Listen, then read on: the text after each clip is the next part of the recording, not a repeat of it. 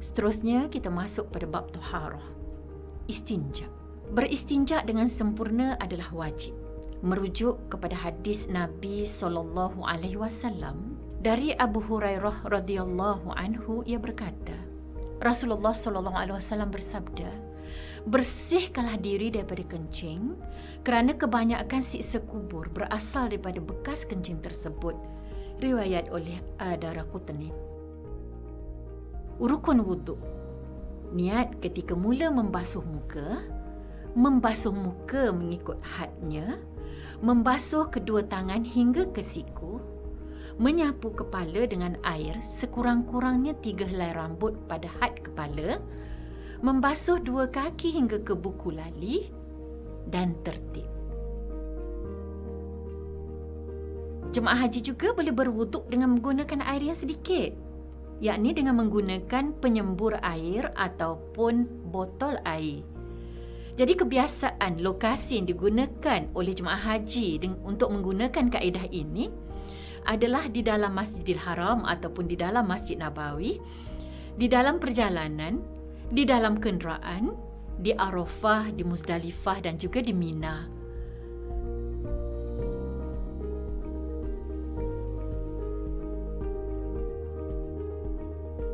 Penggunaan air yang sedikit ini perlu menepati syarat, yakni air mesti mengalir.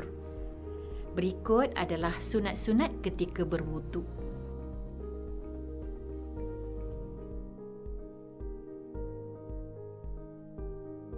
Perkara yang membatalkan wuduk. Keluar sesuatu sama ada benda keras, cecair atau angin dan sebagainya daripada 2 jalan, ini kubul dan dubur. Hilang ingatan disebabkan gila, pengsan, mabuk, pitam atau tidur yang tidak tetap kedudukan punggungnya.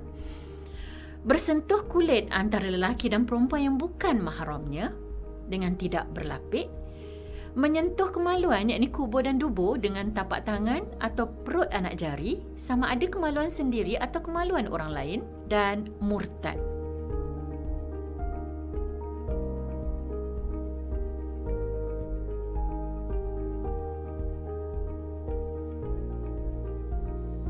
Permasalahan wuduk semasa di tanah suci.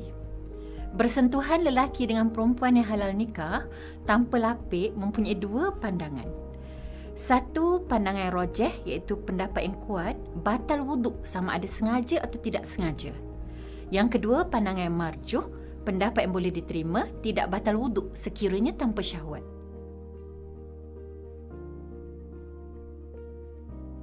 Pandangan ini berdasarkan keputusan Muzakarah Haji peringkat kebangsaan kali ke-21 dan 22. Oleh itu, bolehlah berpegang dengan pandangan marjuh, iaitu tidak batal wuduk jika berlaku persentuhan antara lelaki dengan perempuan tanpa lapik serta tanpa syahwat disebabkan oleh kesukaran dan hajat.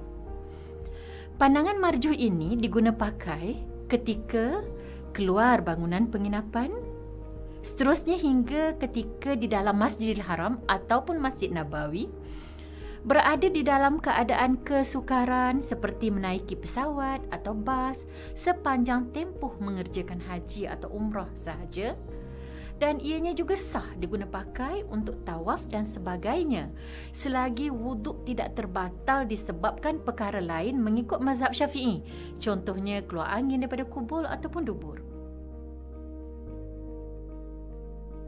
Wuduk sahibul jabirah. Sahibul jabirah ialah orang yang ada balutan, tampalan atau simen yang diletakkan kerana keperluan perubatan.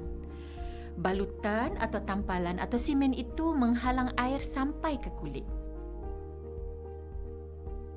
Cara wuduk sahibul jabirah berdasarkan pendapat Muqabil Al-Azhar dalam mazhab Asy-Syafi'i, pendapat Al-Hanafiyah dan Al-Malikiyah, sahibul jabirah hanya perlu membasuh anggota wuduknya yang sihat, anggota yang tidak berbalut, dan menyapu pada jabirahnya, yakni menyapu di atas balutannya.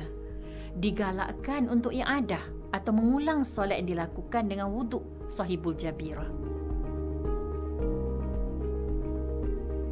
Sebaik-baiknya berwuduklah dahulu sebelum tampalan dipakai.